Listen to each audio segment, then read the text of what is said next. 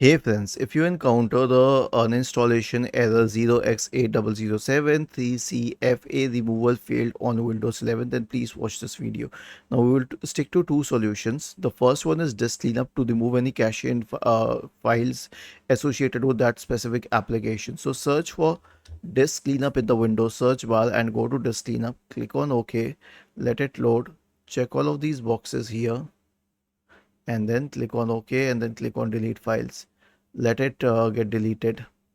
And once this is done, you can also perform a clean boot and restart your system in the clean boot state. So search for system configuration in the Windows search bar, open system configuration, go to the services tab, check the box associated with hide all Microsoft services. If any of the service is checked, click on disable all, apply, OK, and then restart your computer. Was this helpful?